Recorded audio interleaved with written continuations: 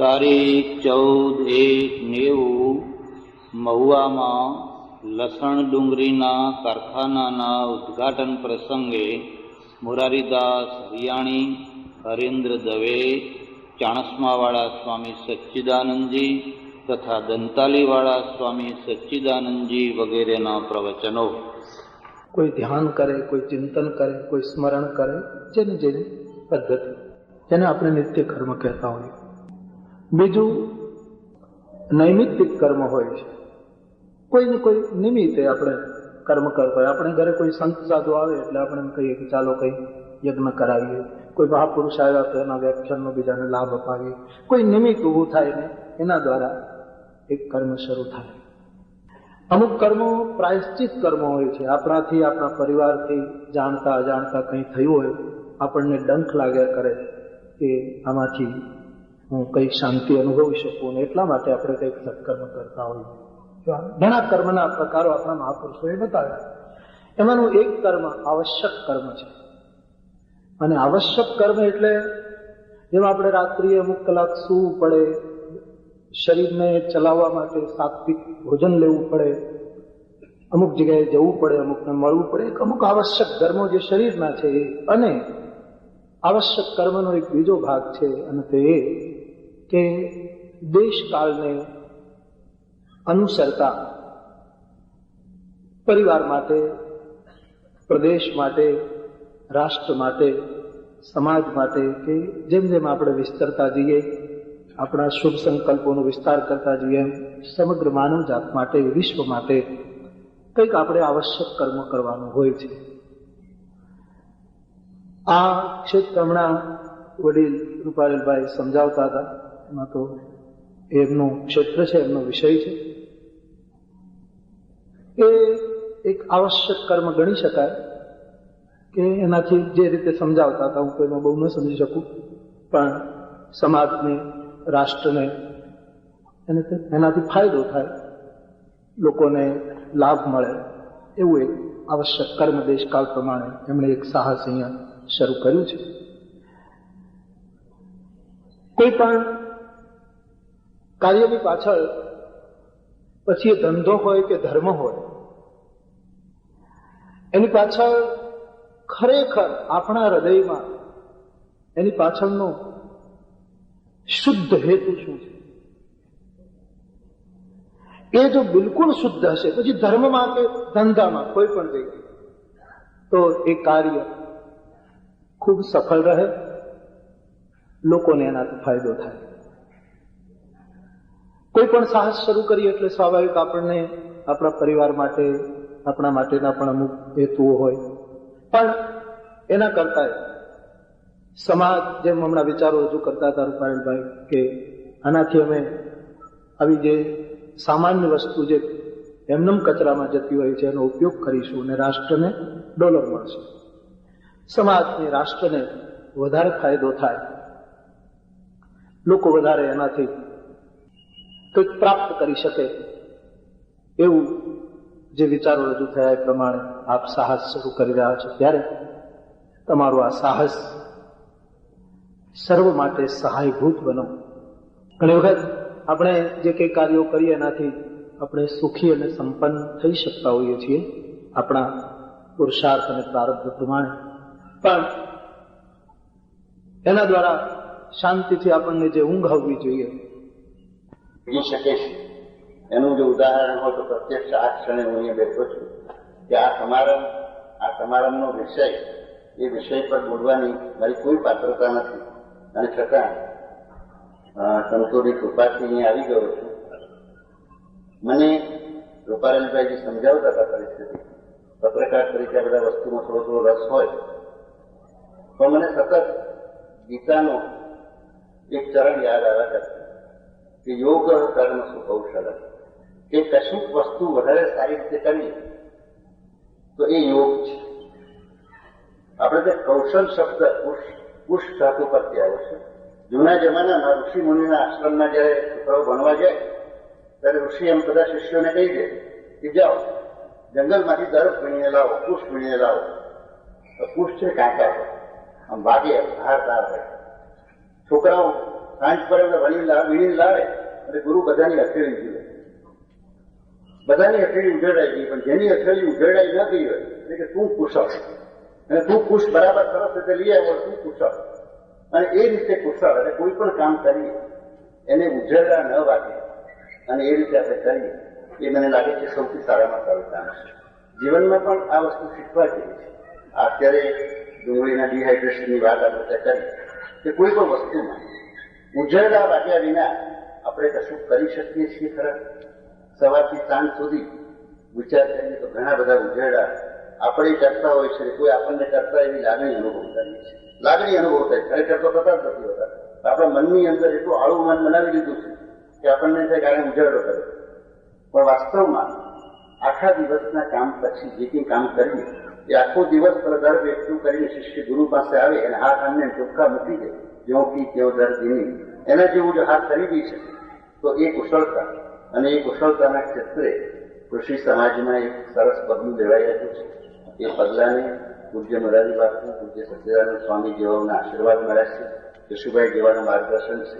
અને અહીંયા આ વિષય ઉપર મારા કરતા વધુ જાણકારો બેઠા છે, એટલે આના ઉપર વધારે બોલવાને બદલે આ સંતોને પ્રણામ કરી અને બેસી. પરમ વંદનીય સદગુરુ સ્વામી શ્રી સત્યાનંદજી મહારાજ, પૂજ્ય મોરારી બાપુ, મહેતા સાહેબ, તેમજ મંચ ઉપર બિરાજમાન વિશિષ્ટ મહાનુભાવ, રૂપારેલ ગ્રુપ અને અત્રે ઉપસ્થિત ભાઈઓ અને બહેનો, હું એક ભાગવત કથાકાર છું અને અમારા ભાગવતમાં લસણ ડુંગળીને લગતો એક પ્રસંગ આવે છે, એટલે મને કહેવાની ઈચ્છા થાય છે. જ્યારે સમુદ્ર મંથનનો પ્રસંગ આવે છે, બહુ વિશાળ અને મોટો પ્રશ્ન છે, મારે 5 મિનિટમાં જ પૂરું કરીશ. કે સમુદ્ર મંથનનો પ્રસંગ આવે છે, દેવો દાનવોએ મંથન કર્યું, અમૃત નીકળ્યું. ત્યારે એમાં આખી બહુ જેને વાંચવું હોય તે ભાગવતમાં વાંચી લેજો કે સમુદ્ર મંથન થયું, એમાંથી અમૃત પ્રગટ થયું, દેવો દાનવોનો ઝઘડો થયો, ભગવાને મોહિન રૂપ ધારણ કર્યું, દાનવોને મોહિત કર્યા, અને પછી ભગવાને કીધું કે પેલા આપણે દેવોને આપીને પછી જે પાછળ સારું અમૃત રહેશે હું તમને પીવડાવી દઈશ. એટલે દેવો બધા એક લાઈનમાં અમૃત પીવા માટે બેસી ગયા. પણ એમાં એક રાહુ હોશિયાર હતો. આ રાહુએ વિચાર કર્યો કે જો જેના હાથમાં એના મોંમાં, હવે આમાં કદાચ આપણો ભાગ આવે કે ના આવે, અને માથાભારે માણસો અને આત્મબળવાળા માણસો પોતાની જગ્યા કરી લે છે.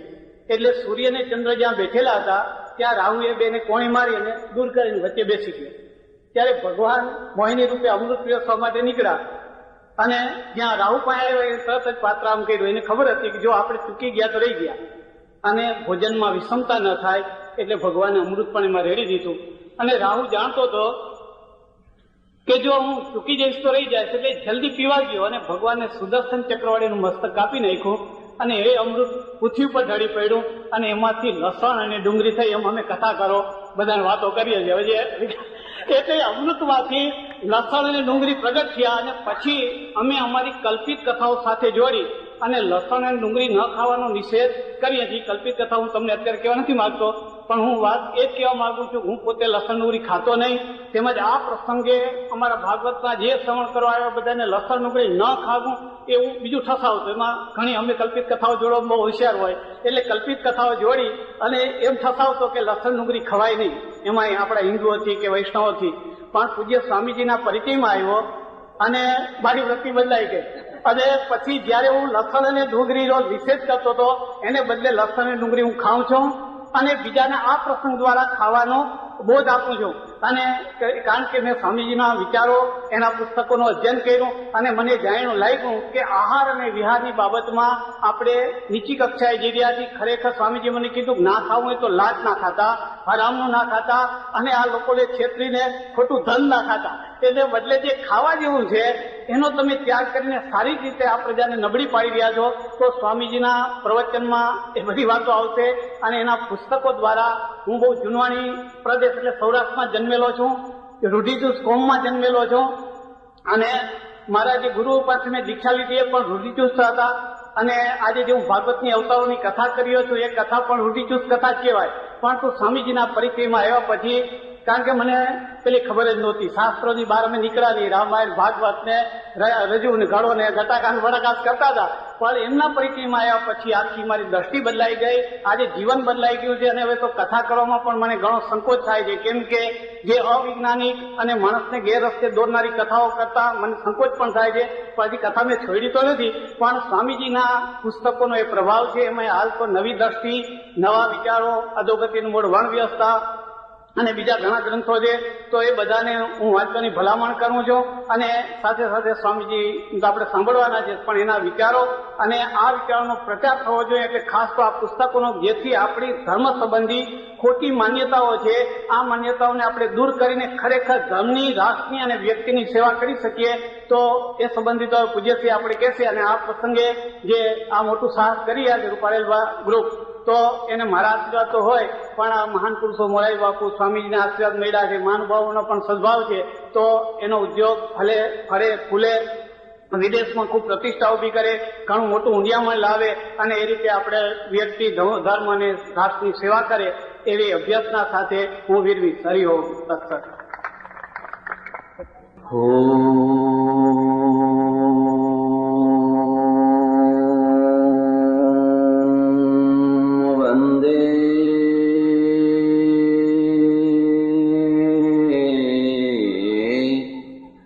શિવમ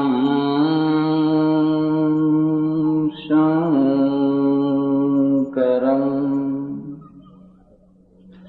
આજની સભાના પ્રમુખ સ્થાને બિરાજેલા શ્રીમાન પ્રમુખ મહોદય, આદરણીય મોરારી બાપુ, વંદનીય સ્વામીજી, સાક્ષરવર્ય શ્રી હરેન્દ્રભાઈ, ભાઈ શ્રી રૂપારેલ અને એમના પરિવારના સભ્યજનો, સજ્જનો અને બહેનો, ઘણીવાર ઘણી પ્રકારના ઉદ્ઘાટનો કરવાનો પ્રસંગ મળ્યો છે, પણ આજનો જે પ્રસંગ મળ્યો એનાથી હું મારી જાતને ધન્ય માનું છું.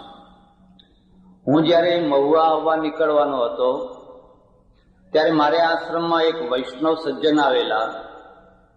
મેં એમને કહ્યું કે મારે આવતીકાલે મહુવા જવાનું છે. એમણે કહ્યું કેમ, શું? મેં કહ્યું એક ડુંગળી લસણની ફેક્ટરીનું ઉદ્ઘાટન કરવાનું છે. જેવી વાત મેં કરી એની સાથે એમનું મોઢું એટલું બગડ્યું કે કોઈ ફોટોગ્રાફર હોય તો એ ખરેખર ચિત્ર ફોટો પાડવાનું મન થઈ જાય એટલું એમનું મોઢું બગડ્યું. પણ હું સ્વસ્થ હતો. મેં એમને કહ્યું એક બહુ મોટું પાયાનું કામ થઈ રહ્યું છે, અને કામ પાયાનું કેમ થઈ રહ્યું છે? મારી એવી સમજ છે, પ્રજા 3 રીતે મરતી હોય છે. પહેલી જે સ્થૂલ રીત છે એને પેટથી મારી નાખો, પછી એને મનથી મારી નાખો, અને પછી એને બુદ્ધિથી મારી નાખો. પ્રજા જ્યારે પેટથી મરે એટલે કંગાળ પ્રજા થાય, દુર્બળ પ્રજા થાય. હાડકે હાડકું દેખાતું હોય, ગાલ બેસી ગયા હોય, આંખો ઊંડી ઉતરી ગઈ હોય. તમે એક સામાન્ય રીતે વિચાર કરો, મહુવામાં લારીઓમાં જે પાટલુનો વેચાય છે, કોટ વેચાય છે, જર્સીઓ વેચાય છે ફોરેન વાળી, એ કોટ તમને કેટલે આવે છે? આટલે આવે છે. એનું કાંડે બાંધવાનું ઘડિયાળ છે, પટ્ટો છે, તમારે અહીં બંધાય છે, તો એકાદ ઘણું તો બાકી રહી જાય છે. એની એક વસ્તુ આટલી મોટી કેમ છે? આપણે આટલા નાના કેમ છે? ઘણી વાર હું ડોક્ટરોને કહું, ભલા થો, ગુજરાતમાં એક્સરે મશીનની જરૂર જ નથી. તમારે ખાલી એટલું જ પૂછવાનું, તમે ગુજરાતી છો? એ કહે કે હા, એટલે કોઈ ડગલું ઊંચું કરો તો એક્સરે તૈયાર જ છે. તમારે જે જોવું હોય એ જોઈ લો, હાડકાં પાંસળા જે કંઈ જોવું હોય એ જોઈ લો. આ જે હાડપિંજર પેદા કર્યા છે એ મહાન કાર્યના પ્રણેતા અમે છીએ. અમે સદીઓથી, વર્ષોથી ન ખાવાનું એક બહુ મોટું લિસ્ટ બનાવ્યું છે. એટલા લાંબા ને મોટા લિસ્ટો અમે દુનિયા આગળ મૂક્યા છે, લોકો આગળ, કે તમારે એક્સરેની જરૂર જ ન પડે. મારી વાત ઉપર તમે વિશ્વાસ કરજો. તમને ખબર હોય કે ન હોય, લાખો વર્ષ પહેલા ભારત અને આફ્રિકા બંને એક સાથે જોડાયેલા હતા. એને ગોંડવાના પ્રદેશ કહેવામાં આવતો. બંને પ્રદેશો જોડાયેલા હતા. સમુદ્ર આવ્યો અને સમુદ્રના કારણે આ પ્રદેશો દૂર ખસતા ગયા. એની હું તમને નિશાની આપું. સૌરાષ્ટ્રમાં સિંહ રહી ગયા, સામે આફ્રિકામાં સિંહ રહી ગયા. પણ બંનેના પૂર્વજો એક હતા. કાઠિયાવાડની જે જાફરાબાદી ભેંસો છે એ અને આજે આફ્રિકાની જે જંગલી ભેંસો છે, બે એક જ ભેંસો છે. બેના પૂર્વજો એક જ હતા. પેલી જંગલી ભેંસો રહી ગઈ, આને આપણે નાગરિક બનાવી દીધી. બાકી આ બંને ભેંસોના ઘોડા, માથા બધું જુઓ તો એક જ વંશ છે. મહારાષ્ટ્રની જે અટકો છે એ અટકો ઉપર તમે ધ્યાન આપો અને આફ્રિકાની અટકો ઉપર ધ્યાન આપો તો તમને એમ લાગશે કે આ અટકો સંસ્કૃતની નહીં પણ કોઈ જૂની પ્રાચીન કોઈ જુદી ભાષાની છે. દાખલા તરીકે ન્યરેરે, અબોટે વગેરે વગેરે ત્યાંની અટકો. અહીંયા જોશો તમે હેગડે, હેગિસ્ટે, જાગુસ્ટે. તમે સંશોધન કરો. એવી રીતે મૈસૂરના હાથીઓ અને ગુજરાતમાં હાથીઓ હતા. રાજપીપળાના જંગલમાં મોગલોના સમયમાં હાથીઓનો શિકાર કરવા લોકો જતા, એટલે રાજપીપળાના જંગલમાં પણ હાથીઓ હતા. આપણે હાથીઓ નષ્ટ કરી બેઠા, પણ હાથીઓ થોડા અહીં રહી ગયા, થોડા ત્યાં ગયા, વચ્ચે સમુદ્ર આવ્યો. પણ લાખો વર્ષ પછી આ બંને વંશમાં પરિવર્તન શું આવ્યું? પરિવર્તન એ આવ્યું કે આફ્રિકાનો સિંહ જુઓ તો મોટા માથા વાળો, મોટા ડિલડોલ વાળો, હૃષ્ટપુષ્ટ સિંહને જુઓ તો તમને જોવાનું મન થાય. ખોટું ના લગાડશો. પણ તમારા ગીરનો સિંહ એક જાણે કૂતરા જેવો હોય એવો, બિલકુલ બિચારો પાડેલો કૂતરો હોય, નાનો સરખો છે. બેયને પાસે બેસાડીને જુઓ. આનું મૂળ કારણ ખોરાકની કેલેરી છે. આનું મૂળ કારણ બીજું કઈ નથી પણ ખોરાકની કેલેરી છે. આફ્રિકાના સિંહને જે ખોરાક મળ્યો એ ગુજરાતના સિંહને ના મળ્યો. આફ્રિકાના હાથીઓને જે ખાવાનું મળ્યું એ મૈસૂરના હાથીઓને ના મળ્યું. એટલે ધીરે ધીરે ધીરે એમનું કદ નાનું થયું. ત્યાંની ભેંસોને જે ખાવાનું મળ્યું એ કાઠિયાવાડની ભેંસોને ના મળ્યું. એટલે કાઠિયાવાડની જે જાફરાબાદી ઘોડાવાળી ભેંસો છે એ સહેજ નાની થઈ ગઈ. કેલેરીની કેટલી મોટી અસર તમારા, મારા, આપણા સૌના ઉપર થતી હોય છે. મારી વાત ઉપર તમને વિશ્વાસ ન હોય તો તમે તમારા ઘેર જઈ ને તમારા છોકરાને તમારી બાજુમાં ઉભો રાખજો. એ તમારા કરતા 2-3 ઇંચ ઊંચો હશે. તમારા કરતા 2-3 ઇંચ ઊંચો હશે. કારણ કે છેલ્લા 20-25-30 વર્ષથી આ દેશની પ્રજાને જે પ્રકારની કેલેરી મળવા માંડી છે એ 30 વર્ષ પહેલાની પ્રજાને નથી મળતી. આજે તમારા છોકરા, આ મહુવામાં કેટલી કેળાની લારીઓ હશે, કેટલી પપૈયાની હશે, કેટલી સફરજનની હશે, કેટલું બીજું બધું હશે. આપણા 30 વર્ષ પહેલાના જમાનાને હું યાદ કરું ત્યારે લોકો પપૈયો લેવા જાય કે મોસંબી લેવા જાય તો લોકો પૂછે કોઈ માદું છે ઘરમાં? અને માદું હોય ત્યારે જ ફળ લેવા જાય. આજે લારીઓની લારીઓ લોકો ખાઈ જાય છે. અને એ બધાનું પરિણામ છે કે તમારા છોકરાઓ તમારા કરતા 2 ઇંચ 3 ઇંચ ઊંચા થયા છે, કદાવર થયા છે. જો આ પ્રમાણ હજુ બરાબર ચાલ્યું તો આવનારી બીજી પેઢીમાં, ત્રીજી પેઢીમાં તમે પંજાબીની સાથે ઉભા રહી શકો. પંજાબીની સાથે તમે ઉભા રહી શકશો. પણ આ પ્રમાણ ચાલ્યું તો મારે મુદ્દાની જે વાત કહેવાની છે એ છે કે કેલેરી, પોષણ આહાર એ તમારા જીવનમાં કેટલી મોટી અસર કરે છે એના તરફ આપણે ધ્યાન દેવાનું છે. અમારે પંજાબ અને પંજાબમાંથી એક સાધુ આવેલા, અહીંયા પહેલી વાર ગુજરાતમાં આવેલા. પંજાબમાં તમે ગયા હો, મારું ગુરુસ્થાન પંજાબ છે, મારા ગુરુજી પંજાબી, પછી વાત કરું એમની. પેલા સાધુ અહીંયા આવ્યા. પંજાબમાં આવડો મોટો લસ્સીનો ગ્લાસ, પેલો 1.5 શેરીઓ આવડો મોટો લસ્સી બનાવીને આપે, દૂધ આપે, ચા. મારા ગુરુ છે ને 1 લીટર ચાની, 1 લીટર દૂધની ચા પીવે શિયાળામાં. ઉનાળામાં તો પીવે નહીં. 1 લીટર દૂધ. હવે પેલા પંજાબી અહીંયા આવ્યા, એમાં કોઈ ગુજરાતી ભાઈ ને ગુજરાતી ભાઈના ત્યાં ગયા. બાપજી ચા પીશો? કે હા. એમણે ચા બનાવ્યો. એમાં આપણો કપ નાનો, પેલાનો આવડો મોટો, આપણો આવડો કપ. હવે નાના કપમાં પાછો અડધો ભરવાનો અને અડધામાંથી પાછા 2 ભાગ કરવાના. એટલે અડધી તમે પીવો, અડધી હું પીવું. એટલે પેલો નાનો કપ ને નાના કપમાં એ અડધો ભરેલો આ પંજાબી મહાત્મા પાસે મૂક્યો કે લો મહારાજ ચા પીવો તો કી હે આ શું છે એમ મહારાજ ચા છે એ તો વિચારમાં પડી ગયા અચ્છા મેરે કાન મેં પા દે મારા કાનમાં નાખી દે કાન ચોખ્ખો થઈ જશે એમ કેટલું મોટું અંતર કેટલું મોટું છે કોઈ વાર હું એક વાર મેં હમણાં એક જગ્યાએ જોયું હું તો ચા નથી પીતો પણ સાથે લોકો હોય મોટા આવડા મોટા કપ મને થયું કે આ લોકો કઈક દયા લાગે છે કે જો કપ નાના હતા એના મોટા કરી નાખ્યા પણ પછી જોયું તો અંદરથી તો એટલા જ પાછા દેખાવો ઉપરથી અંદરથી તો ખાડો તો એટલો ને એટલો ખાડો વધારે નહીં. ગુજરાત શારીરિક દ્રષ્ટિએ ક્યાં છે? ગુજરાત સૈનિક દ્રષ્ટિએ ક્યાં છે? હું તમને વ્યાપારિક દ્રષ્ટિએ તમે ક્યાં છો એ નથી પૂછવા માંગતો. વ્યાપારિક દ્રષ્ટિએ તમારી માફક મને પણ તમારું ગૌરવ છે, બૌદ્ધિક દ્રષ્ટિએ તમારું મને ગૌરવ છે, પણ શારીરિક દ્રષ્ટિએ તમે ક્યાં છો? લશ્કરમાં તમારી કેટલી ડિવિઝનો છે? લશ્કરમાં તમારી કેટલી રેજિમેન્ટો છે? વાયુ સેનામાં તમારા કેટલા માણસો છે? અને જો કશું નથી તો તમારો ગેસ દિલ્હી વાળા ખેંચી જશે, તો તમારી નર્મદાના પાણી તમને નહીં આવવા દે, કારણ કે વીર ભોગ્યા વસુંધરા. આ કઈ માત્ર બુદ્ધિથી જ કઈ કામ બધું નથી થતું હોતું. થોડીક આંખો કાઢતા તમને આવડવી જોઈએ, થોડુંક બાવડા ચડાવતા આવડવું જોઈએ. એટલે હું ઘણી વાર લોકોને કહું, હું હવે મારા ગુરુની વાત કરીને પછી મુદ્દા ઉપર આવું તો હું ગુજરાતનો મેં ડુંગળી લસણ ખાધેલું નહીં.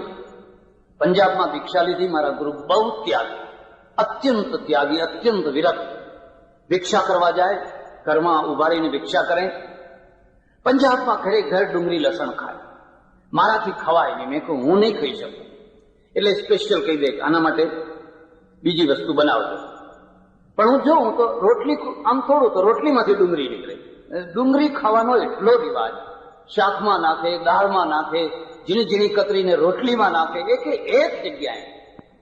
મેં કહ્યું મારાથી આ ડુંગળી લસણ ખવાતું નથી, પણ એ કોઈ દિવસ મને આગ્રહ ના કરે કે તું ખાય. ખેર મારે વધારે તો પંજાબમાં રહેવાનું ના થાય. પછી કાશી આવ્યો. મારે કાશીમાં એક 80 વર્ષના વૃદ્ધ માણસ સંન્યાસી હતા, બીમાર રહે, ખાટલામાં પડ્યા રહે. જયારે એમના આગળ વાત કાઢીએ ત્યારે મને કહે, દેખ સચ્ચિદાનંદ, તારે ડુંગળી ના ખાવી હોય તો ના ખાજે, પણ જે ખાતા હોય એને તું અટકાવીશ નહીં, એને તું રોકીશ નહીં. મેં કહ્યું એ તો મહાતમોગુણી, એ તમોગુણી વસ્તુ તો રોકવી જોઈએ. મને કે નહીં, તને ખબર નથી, આ દેશની પ્રજાને ઘી નથી મળતું, દૂધ નથી મળતું, છાશ નથી મળતી. ગરીબોના માટે એક જીવવાનો આધાર જો હોય તો આ ડુંગળી ને લસણ છે. હવે બધા તમે સાધુઓ દંડો લઈને પાછળ પડ્યા છો, તમોગુણી થઈ જશો, તમોગુણી થઈ જશો, તમોગુણી થઈ જશો. અને આ ડુંગળી લસણે જો તમે છોડાવી દેશો તો આ પ્રજા તો વગર મોતે મરી જશે. એને મારવા માટે તોપો નહીં લાવવી પડે, એને મારવા માટે બોમ્બાર્ડમેન્ટ નહીં કરવું પડે, કારણ કે એનું પેટ મારી નાખો એટલે પછી કંગાલ જેવા હાડકાં થઈ જશે. એટલે તરત જ ડરીને એક તરફ ઉભી રહી જશે. મન ઘણું કરતું એક સામે તમાચો મારું, પણ શું મારે? એમાં તમાચામાં કંઈક લાલ હોય તો મારે ને. એટલે તું ભલો થજે અને કોઈને ડુંગળી લસણ છોડાવીશ. પછી તો મને ઘણી વાતો એમણે કરી. મને કે જો એ પાછા ગાંધીવાદી હતા, 80 વર્ષના હતા, પણ આઝાદીની લડતમાં કામ કરેલું. મને કે ગાંધીજી રોજ ડુંગળી ખાતા, તને ખબર છે? ના. મને કહેતા જો રોજ સાંજે સૂતા પહેલા ડુંગળી ખાતા. મોરારજી દેસાઈ સૂતા પહેલા રોજ લસણ ખાય છે. આ બેયની સાત્વિકતા જેટલી બતાય ને સાત્વિકતા, તારા ડુંગળી લસણ નહીં ખાનારાને લઈ આવીને મારા પાસે. મેં કહ્યું એ વાત તો બહુ સાચી છે. ડુંગળી લસણ ખાનારા અને ન ખાનારા બેયમાંથી 100 માણસો લો, અને પછી તમે જે ટકાવારી કહેવાય છે ને, પ્રામાણિકતાની ટકાવારી, સચ્ચાઈની ટકાવારી, વિશ્વાસની ટકાવારી કરો તો હું તમને ખાતરીથી કહું કે આ ડુંગળી લસણ ખાનારાની જેટલી પ્રામાણિકતા તમને જોવા મળશે, ડુંગળી લસણ નહીં ખાનારા તો કાળજું કાપી નાખશે તમારું, અંદરથી તમારા પગ કાપી નાખશે. એક વાર નહીં પણ કેટલી વાર મને એનો અનુભવ થયો છે. અને ત્યારે હું પહેલો જ પૂછું છું, ડુંગળી લસણ ખાવ છો? કે ના મહારાજ નથી અડતા. તો ઉભા રહો, જે બોલીએ એ બધું લખીને બોલવું, લખીને ચાલવું પડશે. કારણ કે તમે ક્યારે ગુલાટ મારો, ક્યારે તમે પલટી થઈ જાઓ એ કઈ કહી ન શકાય. આ તમારી એક છાપ. તો આપણા સામે આ પહેલામાં પહેલો પ્રશ્ન છે, ભારતની પ્રજાને આટલી કંગાલ કેમ બનાવી દીધી? ન ખાવાના લિસ્ટ. હું જયારે નાનો હતો, 10-12 વર્ષનો, અમારી બાજુમાં એક ધર્મસ્થાન, ત્યાં બધા સાધુઓ આવે, હું પ્રવચન સાંભળવા જતો અને મેં એકવાર પ્રવચન સાંભળેલું. એક સાધુએ પ્રવચન કરેલું, એક બળદે એક રીંગણું ખાધું અને એક રીંગણું ખાવાનું એટલું પાપ લાગ્યું કે 1 કિલોમીટર 1 માઇલ આમ ખાડો ખોદો, એક આમ ખાડો ખોદો, 1 માઇલ ઊંડો ખાડો ખોદો અને એમાં વાળ કાપીને 1-1 ઇંચના ટુકડા વાળના ભરો. પછી એક વાળને ગણો, જેટલા વાળ થાય એટલા જન્મ સુધી પેલો બળદ છે એ નરકમાં જશે. એક રીંગણું ખાવાનું. પ્રજાને મારી નાખવી છે કે શું તમારે કરવું છે? પ્રજાને આટલી બધી પાપ ભીરું બનાવી દીધી કે માણસને રીંગણો ખાવામાં 1 કિલોમીટર ઊંડો ખાડો ભરાય એટલા વાળ, એટલા જન્મ લેવા પડે, તે પછી બળદને લેવા પડે.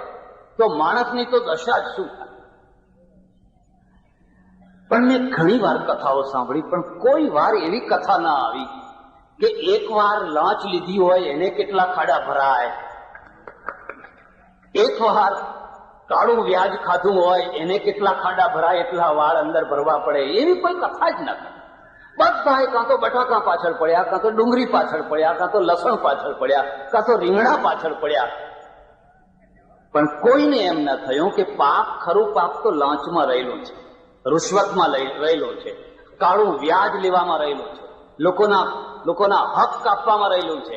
એના તરફ તો ધ્યાન ના આપ્યું. અને ના આપ્યું એનું પરિણામ શું આવ્યું કે આચાર શાસ્ત્ર જ્યારે પ્રકૃતિથી વિમુખ થાય, આચાર શાસ્ત્ર જ્યારે માનવતાથી વિમુખ થાય, આચાર શાસ્ત્ર જ્યારે રાષ્ટ્રીય હિતોથી વિરુદ્ધ થાય, ત્યારે આચાર શાસ્ત્ર પોતે પાપ બની જાય. એને પાડીને તમે વધારે પાપી બનો. જો એ આ ત્રણેયનું સમર્થન ન કરી શકે તો તમારું આચાર શાસ્ત્ર પ્રકૃતિથી વિરુદ્ધ છે, પ્રકૃતિ પ્રમાણે છે. જો એ પ્રકૃતિનો દ્રોહ કરશો તો તમારા આચારો તમને જ થઈ જશે. આચાર શાસ્ત્ર એવું હોય જે કુદરતના સાથે તાલમેલ બેસાડતું હોય. આચાર શાસ્ત્ર એવું હોય જે માનવતાના સાથે મેળ બેસાડતું. આચાર શાસ્ત્ર એવું હોય જે રાષ્ટ્રના હિતો સાથે મેળ બેસાડતું. તમારા આચારોના કારણે રાષ્ટ્ર લુલું બને છે, તમારા આચારોના કારણે રાષ્ટ્ર પંગુ બને છે. પંગુ બન્યું કેમ કે આ દેશ ઉપર 2,500 વર્ષથી લગભગ અલ્પસંખ્યકો રાજ કરે છે. હું ઇતિહાસનો વિદ્યાર્થી છું એટલે હું બોલું છું, એમને નથી બોલતું. ગુજરાત ઉપર તો મને બતાવો કયા ગુજરાતી રાજાએ રાજ કર્યું. આ કાઠિયાવાડના દરબારો તો રાજસ્થાનથી આવેલા છે, કચ્છ ને રાજસ્થાનમાંથી, ઉત્તરમાંથી ખસતા ખસતા આવેલા છે. સિદ્ધરાજ, જયસિંહ ને કુમારપાળ દક્ષિણના રાજાઓ છે. ચાલુક્ય વંશ છે અને મહારાષ્ટ્રમાંથી આવેલા છે. તમે 100% તમારા ઉપર પારકી પ્રજાએ રાજ કર્યું, મુઠ્ઠીભર પ્રજાએ. શકો કેટલા હતા, હુણો કેટલા હતા, સિથિયનો કેટલા હતા, સુલતાનો કેટલા હતા, મોગલો કેટલા હતા, અંગ્રેજો કેટલા હતા. આ દેશની બહુસંખ્યક પ્રજા કદી પોતાના રાજ્યની લગામ પોતાના હાથ ઉપર કેમ ના રાખે? એના નિશ્ચિત કારણ છે. એને પેટથી મારવામાં આવી, એને મનથી મારવામાં આવી, એને બુદ્ધિથી મારવામાં આવી. જ્યારે થોડા માણસોને મોટી પ્રજા ઉપર રાજ્ય કરવું હોય એટલે એની પહેલામાં પહેલી અપેક્ષા હોય કે શારીરિક રીતે દુર્બળ હોવી જોઈએ. જો શારીરિક રીતે જો પ્રબળ બનશે તો અમને સિંગડા મારશે. એટલે શારીરિક રીતે પ્રજાને દુર્બળ બનાવવાનું કામ અમને સોંપી દીધું. બસ મહારાજ, તમારા ધર્મનો જય જયકાર થાય. જેટલો તમારા ધર્મનો જય જયકાર થશે એટલી જ અમારી રાજસત્તા મજબૂત થશે. કારણ કે આ બેયને સંબંધ છે. તમે પ્રજાને દુર્બળ બનાવશો શારીરિક રીતે એટલે અમને ફાવતું જડશે. હજારોના ઉપર એક સિપાહી આવે અને આખા ગામને થથરાવી મારે. એક સિપાહી. કારણ કે ગામમાં બધા સસલા ભેગા કર્યા છે, ગામમાં બધા હરણા ભેગા કર્યા છે. અને કોઈને એમ નથી થતું ચાલો આ ગામમાં થોડાક સિંહ પેદા કરીએ, થોડાક વાઘ પેદા કરીએ. ઘણી વાર લોકો એમ કહેતા હોય છે કે આ ડુંગળી ને લસણ ખાવાથી તમો ગુણ વધી જશે. મેં કહું વધવા દો, હવે આપણે એની જરૂર છે. ઘણા વર્ષો સુધી આપણે સત્વગુણી રહ્યા, કશું બાક્યું નહીં. કશુંય ના બાક્યું. હવે આપણે થોડોક ટાઈમ થોડાક રજોગુણી થઈએ, થોડાક તમોગુણી થઈએ. એ અર્થમાં રજોગુણી થઈએ કે આપણો ગેસ કોઈ નહીં લઈને જતો હોય ને તો આપણે બાયો ચડાવીને ઉભા રહીએ કે આ પાઇપ તોડી નાખશું, લઈ જા ગેસ, તને ખબર પાડી દઈએ અમે. ગુજરાતની નર્મદા અને ગુજરાતનો ગેસ અને ગુજરાતનું બધું કેમ લઈ જાય છે?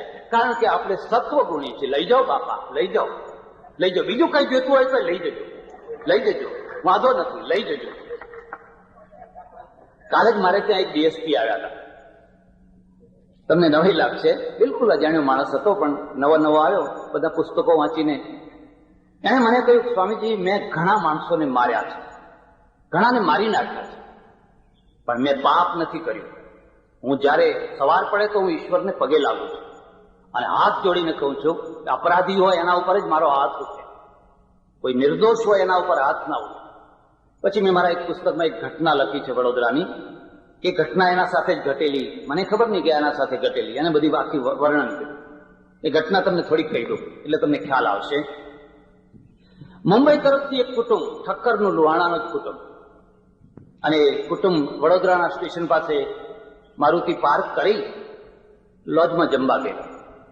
જમતા હતા તો 2-3 ગુંડા અસામાજિક માણસો એવા તો જાણી કરીને પેલા પુરુષ છે ને પુરુષના બુસ્ટર્ટમાં પેલી સિગરેટના ઠૂઠું ને એવું બધું નાખીને મશ્કરી કરે.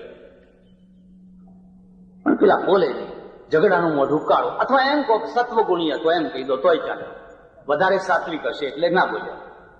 પછી ઉઠીને ચાલ્યા. 2-3 સ્ત્રીઓ, એક સ્ત્રી બહુ રૂપાળી, અને રૂપાળી સ્ત્રી પોતે જ ડ્રાઇવિંગ કરતી, કાર ચલાવતી હતી. એટલે પેલા બાજુમાં આવીને કહ્યું, ભાભી ક્યાં જાઓ છો? એમ કરીને અડકલા કર્યા. પેલી સ્ત્રી ભલીએ નાથી ને ભૂંડીએ નાથી કોલર પકડીને એક તમાચો જોરથી ખેંચી કાઢ્યો. હવે એને તમે સત્વગુણ કહેશો કે રજોગુણ કહેશો કે તમોગુણ કહેશો? તમારે કયો ગુણ જોઈએ છે? એક તમાચો જોરથી ખેંચી કાઢ્યો. પેલો ડઘરી. હું તમને ખાતરીથી કહું છું, પાપના પગ તો કાચા હોય છે. વીરતા નથી હોતી એટલે ગુંડાગીરી વકરે છે. જો વીરતા હોય તો ગુંડાગીરી કદી હોય જ. કાયરતા ગુંડાગીરીનું પ્રમાણ જ છે. કાયરતાની જગ્યાએ ગુંડાગીરી હોય છે. અસામાજિક તત્વો ક્યાં હોય છે કે જ્યાં વીર પુરુષો નથી હોતા, ત્યાં આપોઆપ ગુંડાગીરી વકરતી હોય છે. એક જોરથી તમાચો મારી પેલો તો સમસમી ગયો અને ડરી ગયો. આ સ્ત્રી મારુતિ લઈને આગળ જતા. 2 ગુંડાઓ હતા, એ બીજા 2 ને લઈ આવ્યા અને 4 જણા 2 બુલેટો ઉપર બેસીને આગળ રોડ ઉપર ફરી વળ્યા. અને 4 વડોદરાના નામચીન ગુંડાઓ. ગાડી ઉભી રખાય. પેલા ઠક્કરો ગભરાઈ ગયા, હાથ જોડવા માંડ્યા. ભાઈ સાહેબ માફી કરો, માફ કરો, ભૂલ થઈ ગઈ, અમે માફી માંગીએ. નહીં, એ રૂપાળી સ્ત્રીને બહાર કાઢ. અમારે એને ઉપાડી જવી છે, અમારે એને લઈ જવી છે, અમે એને મુંબઈમાં વેચવાના છીએ. આ પરિસ્થિતિ છે. અરે, અને એ બાઈ પણ અંદર કારમાં બેઠેલી, ખબર નહીં ક્યાંથી રણચંડી કેવી નીકળી, હાથ લઈને બહાર નીકળીને એને કરાટે શીખેલા તે 4ના સામે હાથે ને પગે એવી જોડવા માંડીને, હિમ્મતે મરદા તો મદદે ખુદા. તમારી હિંમત છે તો ઈશ્વરને મદદ કરવા આવવું જ પડે. બાયલાને ભગવાને મદદ ના કરે, મરવા દો ને. હોય એ તો કૂતરા મર્યા તો હશું ને જીવ્યા તો હશું, તો એમાં એને શું કરવું? બરાબર. હવે આ એકલી તો પહોંચી વળે શકે એમ હતી નથી, પણ છતાં એને સામનો કર્યો. આ જ ટાઈમે આ ડીએસપી આવી ગયો. રાત્રે રોન લગાવવા નીકળેલો અને એને જોયું. પછી મને બધી વાત કરી. મને કે મહારાજ, આ બધી વાત મેં જાણી સાંભળી અને પછી એ 4ને કંઈ પ્રસાદ આપ્યો, કંઈ માર્યા, જોડી નાખ્યા. એની જિંદગીમાં કદી આવું ના કરે એટલો મેં માર્યો. પોલીસ થાણે લઈ ગયા. પેલું ઠક્કર કુટુંબ કે અમારે ફરિયાદ નથી કરવી. ના, ફરિયાદ કરવી પડશે. હવે ક્યાં મુંબઈમાં રહેનારો આ ધક્કા ક્યાં ખાય? એના ઉપર 8-10 કલમો લગાવી દીધી, ફરિયાદ કરી દીધી. પણ મેં કહ્યું તમે, અને પછી પોલીસ થાણે પણ એને સારી રીતે પ્રસાદ આપ્યો. મેં કહ્યું તમે આ મારઝૂડ કરો એ તો કામ ન્યાયાધીશનું. બાપજી કે ન્યાયાધીશ કશું કરવાના નથી, કોર્ટમાં કેસ ચાલવાનો નથી, કોર્ટમાં કેસ સફળ થવાનો નથી, એટલે દંડનો અડધો વિભાગ અમે જ પતાવી દઈએ છીએ. એટલે ન્યાયાધીશોનું અડધું કામ તો અમે અમારી મેળે જ પતાવી દઈએ છીએ. હવે મને તમે કહો કે એ જે ગુંડાઓના હાડકાં, એ આખી જિંદગીમાં ફરી ગુંડાગીરી નહીં કરે. એ મેં કર્યું એ સાચું કર્યું કે ખોટું કર્યું? તમે શું જવાબ આપશો? આપણે એમ કે બોલો ભાઈ, જો ગુનો કર્યો હોય તો તમારે માની લેવો જોઈએ. અરે શું તમે વાત! જેને સત્વગુણ બનાવ્યો છે એને જ રજોગુણ બનાવ્યો છે, એને જ તમોગુણ બનાવ્યો છે. તમારા દુઃખ માટે નથી બનાવ્યો, તમારા જીવન માટે બનાવ્યો છે. જો તમારામાં યોગ્ય પ્રમાણમાં રજોગુણ ન હોય, જો તમારામાં યોગ્ય પ્રમાણમાં તમોગુણ ન હોય, તો માત્ર સત્વગુણ તો નમાલો બનાવી દેશે. એટલા માટે યુધિષ્ઠિરને સેનાપતિ નતો બનાવ્યો, અર્જુનને એટલા માટે સેનાપતિ બનાવવામાં આવ્યા. એટલા માટે ગાંધીજી છે ને એ રાજ્ય ના ચલાવી શકે, ગાંધીજી ભાષણ આપી શકે, રાજ્ય તો વલ્લભભાઈ પટેલ જ ચલાવી શકે. તમારે તત્કાલ નિર્ણય લેવો. એટલે હું ઘણી વાર લોકોને કહું કે તમારામાં કદાચ થોડોક તમોગુણ આવે તો થોડોક આવવા દો, હવે એની જરૂર છે. જો એ નહીં આવે, જો તમારામાં થોડોક રજોગુણ નહીં આવે, તો દુનિયાની નમાલી પ્રજામાં તમારો નંબર પહેલો હશે અને તમારા કપડા સુદ્ધા બહારના લોકો લઈ જશે. આજે ગુજરાતની પ્રગતિ કોઈને ગમતી નથી. એટલું જ નહીં, પણ જેમ હમણાં જશવંતભાઈએ કહ્યું, મને સાંભળીને દુઃખ થયું કે 20 વર્ષથી અહીંયા ગેસ બળે છે, ગુજરાતનો ગેસ ફના થઈ રહ્યો છે અને ગુજરાતને ગેસ નથી મળતો અને ગુજરાતની વાત કોઈ સાંભળવા તૈયાર નથી. કેમ સાંભળવા તૈયાર? પંજાબની સાંભળવા કેમ તૈયાર છે? કાશ્મીરની સાંભળવા કેમ? પંજાબમાં તો હાથ જોડે છે, તમે જે કોઈ શરતે અમે સંધિ કરવા તૈયાર છે. કારણ કે પંજાબમાં વધારે પડતો સત્વગુણ નથી આવી ગયો. એટલા માટે જો સજ્જનો, આજે જે આપણે આ પ્લાન્ટનું ઉદ્ઘાટન કર્યું છે, જો હું એ સિદ્ધાંતમાં સંમત ન હોત તો હું અહીં આવ્યો ન હોત. હું પૂછી જોઉં ભાઈ આ શું થવાનું છે.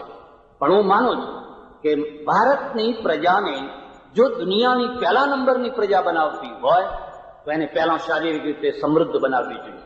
અને શારીરિક રીતે સમૃદ્ધ બનાવવી હોય, આપણે નિરામિષ પ્રજા છીએ, આપણે માંસ ખાનારી પ્રજા નથી. અને હું ઈચ્છતો પણ નથી કે લોકો માંસાહારી બને, પણ હું એવું ઈચ્છું તો ખરો કે માંસાહારી પ્રજા કરતા આ શાકાહારી પ્રજા શારીરિક રીતે ઉતરતી ન હોય. જો એ શાકાહારી પ્રજા ઉતરતી હશે તો એ એના શાકાહારનું રક્ષણ નહીં કરી શકે. શાકાહારનું રક્ષણ કરવા માટે પણ જરૂરી છે કે તમે માંસાહારીના સામે ઉભા રહી અને બતાવી શકો કે તારા કરતા હું કોઈ રીતે જરાય ઉતરતો નથી. પણ એ ત્યારે થઈ શકે કે કુદરતે જે તમને ગાજરમાં કેટલું આયર્ન છે, ગાજરમાં કેટલું લોઢું છે, મૂળામાં કેટલી લીવરને ટોનિક, લીવરના રસ વધારનારી કેટલી શક્તિઓ છે, પણ વીણીને તમે જે જીવનમાં ઉપયોગી ચીજો એના ઉપર ચોકડી મૂકી, પાપ અને પાપ 1 કિલોમીટર વાળ કરી કાપીને ભરો, એટલા જન્મ લેવાના પહેલા ભલા થાવ. મહેરબાની કરો, 22 કરોડ અમેરિકન લોકો જીવે છે, એમને કઈ પાપ નથી લાગતું, આખી દુનિયાને પાપ નથી લાગતું. અને બધા પાપ અહીં ભારતમાં જ ક્યાંથી આવી ગયું? અહીં તો ડગલે ને પગલે પાપ, ડગલે ને પગલે. અને ખરું પાપ તો કોઈ માનતું નથી. જે સાચું પાપ છે એને તો કોઈ પાપ ગણતું નથી. જે નોકરીમાં હરામી કરે છે, વેપારમાં હરામી કરે છે, એને તો કોઈ ગણતું જ નથી. બાકી જેમાં કશું પાપ નથી એને લોકો પાપ માનીને બેઠા છે. પ્રજાને મારી નાખવાની એક બીજી જગ્યા છે, એનો હું વિસ્તાર નહીં કરું. એ છે તમારું મન મારી નાખવાનું. અને મન મારી નાખવાનો અર્થ શું છે? કે જીવનને નકારાત્મક બનાવી દેવાનું. તમને જીવનમાં સકારાત્મકતા પ્રત્યે રુચિ છે, હું તમને સતત સંભળાયા કરું, અરે કશું ભેગું આવવાનું નથી, શું કરશો, કોના માટે છે?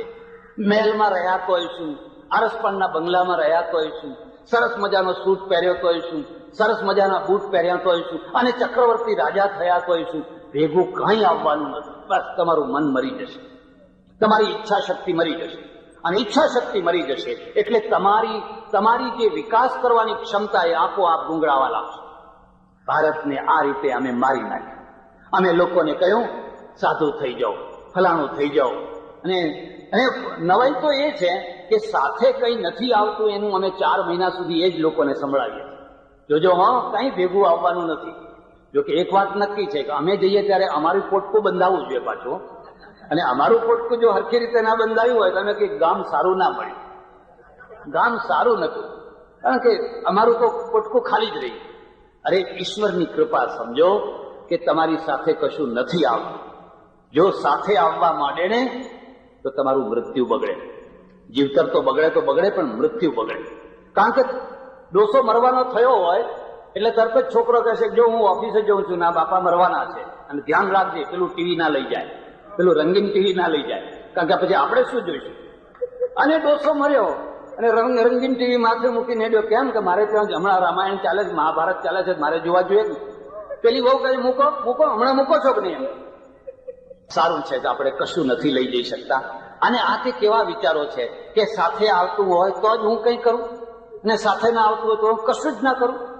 આદર્શ તો એ છે કે જે મારી સાથે ના આવતું હોય એના માટે હું જીવન જીવું, લોકો માટે હું જીવન જીવું. મારે કશું નથી લઈ જવું, મારે તો આપીને જવું છે અને મરતા પહેલા આપી દેવું છે. એ આદર્શ ઊંચો છે.